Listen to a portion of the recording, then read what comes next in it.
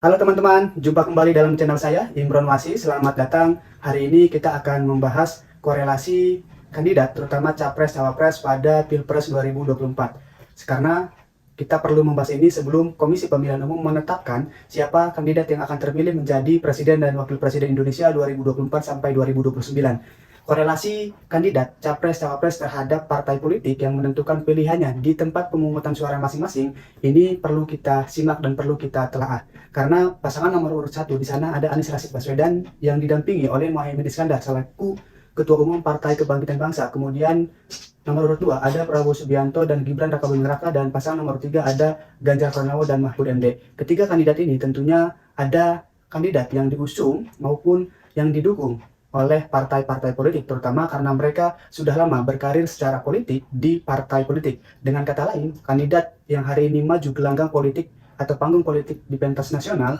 seperti Muhaimin Iskandar, Prabowo Subianto, Ganjar Pranowo, dan Gibran Rakabuming Raka merupakan kader maupun kader partai politik tertentu. Sedangkan untuk Anies Rashid Baswedan dan Mahfud MD ini mereka bukan berasal dari kader maupun anggota partai politik, tapi kemudian mereka coba melakukan kompetisi dengan anggota dan kader yang hari ini menjadi bagian dari kandidat Pilpres 2024. Pasangan nomor urut 1 ada Anies beserta Muhaimin Iskandar atau yang disebut sebagai Caimin.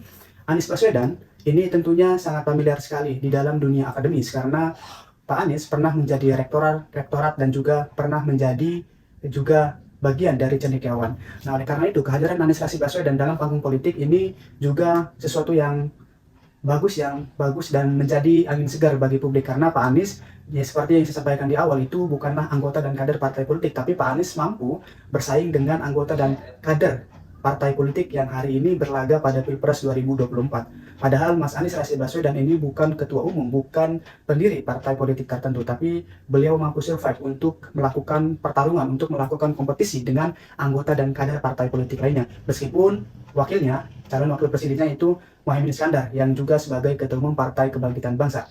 Namun kemudian dalam konteks lain misalnya, pasangan nomor 3 di sana ada Profesor Mahfud MD yang juga bukan berasal dari kader maupun anggota partai politik, tapi Prof Mahfud itu mampu juga survive bertarung dalam pentas politik nasional. Tentunya ini sangat menarik sekali meskipun lebih dominan anggota dan kader partai politik yang berlaga di sana, yang berlaga dalam panggung politik di Indonesia, teman-teman. Karena memang dalam konteks pemilu di Indonesia, ketika kandidat atau figur-figur tertentu mau menjadi kandidat capres, cawapres, kemudian gubernur, bupati, dan wali kota, biasanya itu kan sudah tertuang dalam konstitusi, diusung oleh partai politik tertentu atau gabungan dari partai politik tertentu, maupun juga bisa melalui jalur independen misalnya seperti pemilihan kepala daerah. Namun dalam konteks ini kita bahas pilpres saja, teman-teman. Bagaimana dalam konteks pilpres hari ini partai politik itu wajib memenuhi ambang batas parlemen maupun presidensial threshold ya, untuk kemudian bisa mengusung anggota dan kadernya maju dalam panggung politik nasional. Tapi kemudian ada juga partai-partai politik lainnya yang memang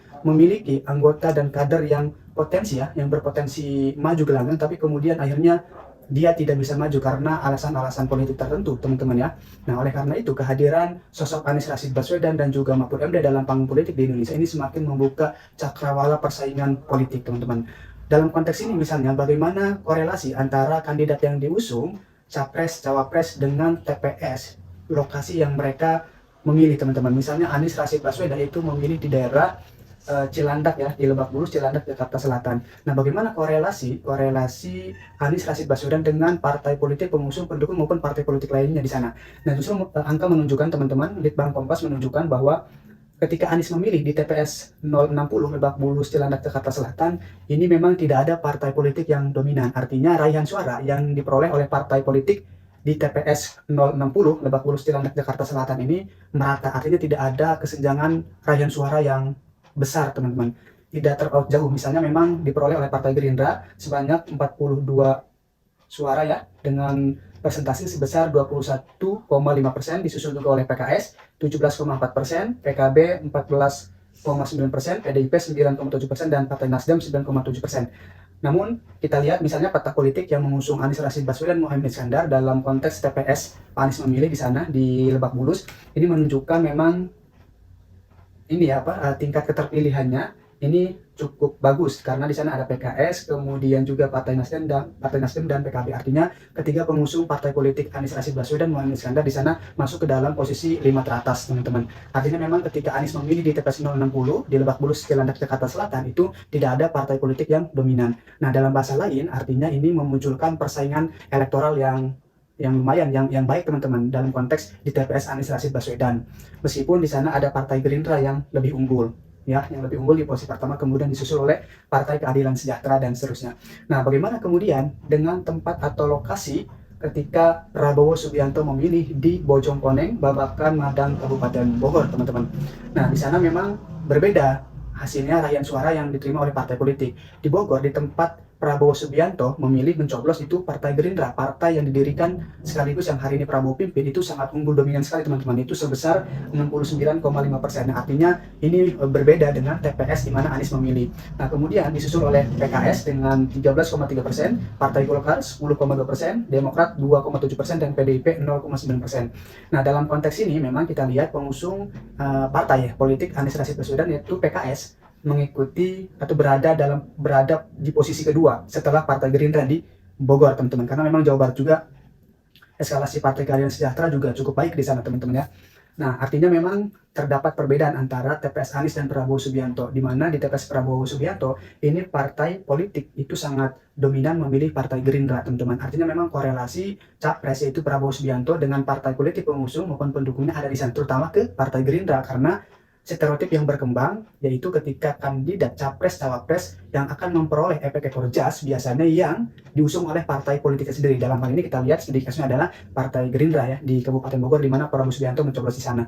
Nah, kemudian pada posisi ketiga itu ada figur Ganjar Pranowo. Nah, di TPS Ganjar Pranowo pun sama, teman-teman, ya, di TPS 011 Lempong Sari, Gajah Mungkur, Kota Semarang, Partai PDI Perjuangan, Partai Demokrasi Indonesia Perjuangan, yang juga merupakan rumah Ganjar Pranowo, karena Ganjar Pranowo di sana sebagai kader PDI Perjuangan juga unggul mutlak, teman-teman, ya.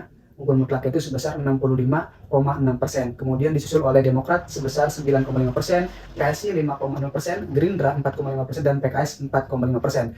Dalam bahasa lain, teman-teman, baik pasangan nomor urut 2 maupun pasangan nomor urut 3 yaitu Prabowo Subianto dan Ganjar Pranowo itu secara korelasi raihan suara di TPS mereka mencoblos ini berdampak secara signifikan terhadap perolehan suara yang diterima oleh partai politik di mana mereka bernaung. Misalnya Partai Gerindra, di sana ada Prabowo Subianto, di TPS-nya Partai Gerindra unggul mutlak, termasuk juga ketika Ganjar Pranowo mencoblos di Kota Semarang, di sana di TPS-nya itu Partai Demokrasi Indonesia Perjuangan yang mengusungnya, yang juga bagian dari rumah Ganjar Pranowo, karena Ganjar sebagai kader PDIP, juga PDIP unggul di sana, teman-teman. Nah, dengan kata lain, ini terdapat perbedaan antara Anies Rashid Baswedan, Prabowo Subianto, dan juga Ganjar Pranowo, di mana Anies Rashid Baswedan ketika korelasi antara dirinya dengan raihan suara partai politik itu tidak ada yang dominan. Beda halnya dengan Prabowo Subianto dan juga Ganjar Pranowo, itu dominan sekali karena memang Prabowo Subianto itu identik dan melekat sekali dengan Partai Gerindra. Begitupun dengan Ganjar Pranowo. Jadi tidak mungkin bagi Prabowo dan Ganjar kalah di TPS-nya, terutama berdampak pada partai politik yang menjadi bagian dari rumah mereka, teman-teman. Nah, terus kemudian perbedaan yang kedua adalah terkait dengan Anies Rashid Baswedan, Prabowo Subianto, dan juga Ganjar Pranowo terletak pada endorsement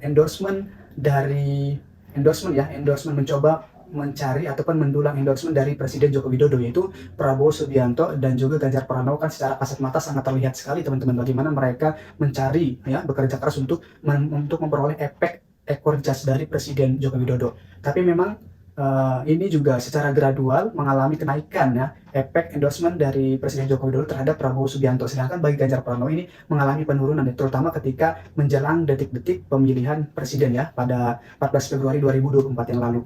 Nah, artinya memang baik Prabowo dan Ganjar Pranowo secara kolektif, meskipun mereka berbeda, ya, diusung oleh partai politik lainnya, tapi mereka mencoba mencari endorsement dari Presiden Joko Widodo. Sedangkan bagi Anies Rashid Baswedan, dia tidak sama sekali mendulang ataupun mencari endorsement dari Presiden Joko Widodo, justru melakukan otokritik juga sekaligus melakukan upaya-upaya perubahan, ya, yang dilakukan ataupun pembangunan istana. Kemudian Anies Rashid Baswedan dan tim menawarkan konsepsi yang berbeda dengan Joko Widodo, teman-teman. Nah, oleh karena itu korelasi diusungnya capres-cawapres dengan raihan partai politik di TPS capres tertentu ini juga sangat berdampak, teman-teman. Nah, dalam konteks ini tentu ini menjadi angin segar bagi publik di tengah dominasinya partai politik. partai politik memang di satu sisi juga memiliki peranan yang sangat signifikan, teman-teman. Mereka memiliki artikulasi kepentingan, ya, kemudian agregasi kepentingan, pendidikan politik, dan lain sebagainya. Artinya memang tugas pokok dan fungsinya juga sangat sangat luar biasa. Oleh karena itu, memang partai politik ini kan biasanya menjadi regenerasi kepemimpinan nasional. Oleh karena itu, partai politik juga dituntut bagaimana bisa menciptakan kader-kader yang berkualitas, tidak melulu mencari figur-figur yang secara elektabilitas terkenal saja, teman-teman, tapi memang berdasarkan ideologi, berdasarkan kompetensi yang dimiliki oleh anggota dan kader yang juga melekat pada partai politik tertentu, teman-teman. Baik, mungkin cukup sekian dari saya, semoga bermanfaat untuk kita. Wassalamualaikum warahmatullahi wabarakatuh.